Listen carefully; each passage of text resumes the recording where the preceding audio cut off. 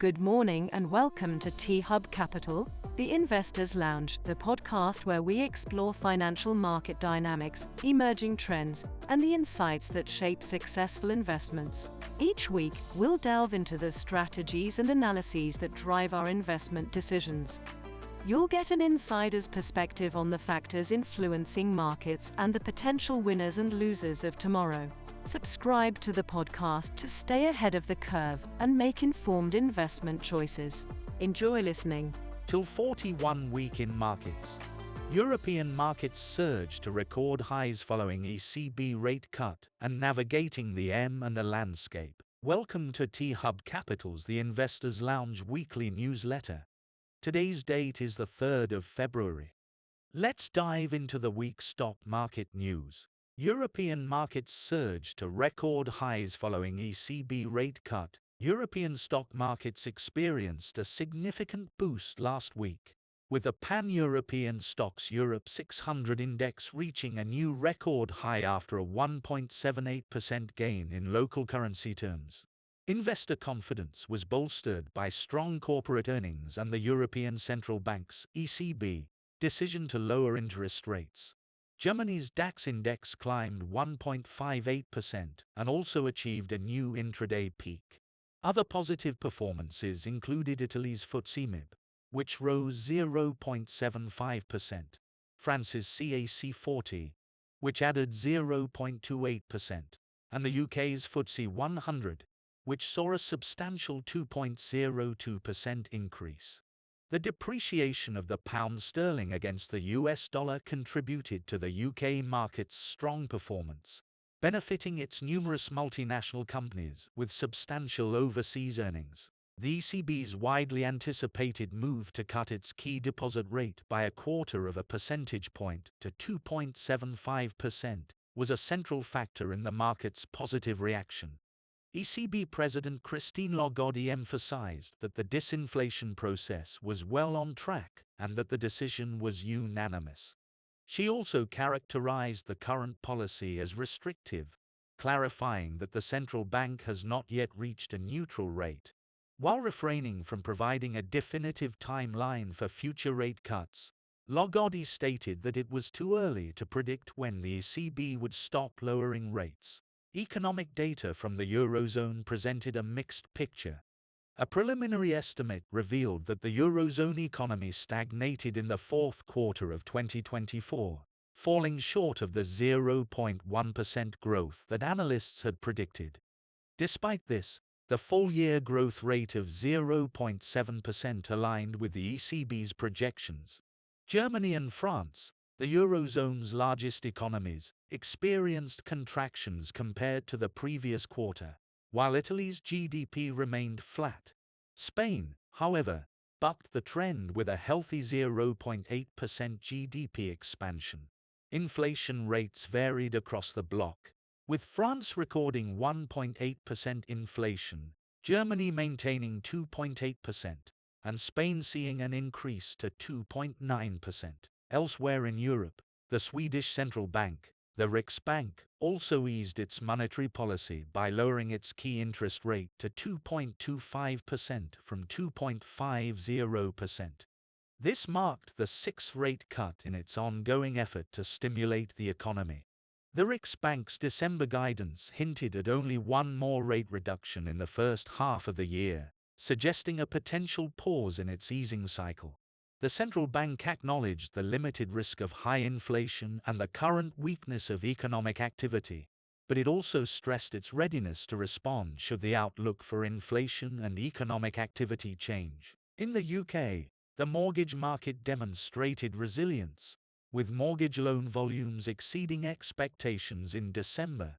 Data from the Bank of England showed the largest increase in mortgage approvals for home purchases since September 2022. Lenders approved 66,526 new mortgages, up from 66,061 in the previous month. Now our insight into alternative markets, navigating the M&A landscape, sector momentum shifts and valuation trends. Intro music. Think of the M&A market as a complex ecosystem, with each sector acting like its own organism, responding to different stimuli. Some sectors are booming, driven by a flurry of activity and rising valuations, while others are lagging, facing headwinds and declining deal flow. To understand this ecosystem, we need a way to measure these forces, to quantify the momentum. That's where the concept of cross-sector momentum scores comes in. These scores offer a really insightful way to gauge the relative health of each sector. Imagine a scale from 2 to +2. A high positive score means a sector is hot, experiencing strong deal activity and rising valuations. A negative score, on the other hand, suggests a sector is struggling. These scores aren't based on gut feeling. They're grounded in data, looking at both short-term and long-term trends in deal activity and valuations. 2024 was a year of significant shifts in this and ecosystem. We saw some sectors experiencing dramatic swings in momentum. Take energy, for example. It was a sector that couldn't seem to find its footing, with momentum reversing course 3 quarters in a row. It ultimately ended the year with a negative score, reflecting a slowdown in deal value, a key indicator of sector health. Financial services also told an interesting story. After a period of strong growth, it experienced a downturn in the fourth quarter, highlighting the dynamic nature of this market. But it wasn't all doom and gloom. Some sectors really thrived in this environment. Materials and resources emerged as a real star performer in the fourth quarter. A surge in deal value, coupled with a steady increase in deal count, propelled this sector to the top of the momentum rankings. It's a testament to how sector-specific factors can really drive M&A activity. B2C also demonstrated resilience, bouncing back from a couple of weaker quarters to post a positive momentum score. And then there's healthcare, a sector that often attracts a lot of attention in the M&A world. It faced some significant challenges in 2024, with deal activity consistently weak. However, a fascinating counterpoint emerged. While deal volume was down, valuations actually held up and even improved. This divergence between deal activity and valuations is a crucial point to consider. It suggests that while buyers might be more selective in this sector, they're still willing to pay a premium for the right assets. This brings us to the importance of looking at both deal momentum and valuation momentum. Valuation momentum tracks the changes in M&A multiples, giving us a sense of how valuations are trending. Combining these two perspectives, deal activity and valuations, provides a much richer understanding of market sentiment. For instance, a sector with strong deal momentum and strong valuation momentum is likely to be highly competitive, with buyers willing to pay a premium to close deals.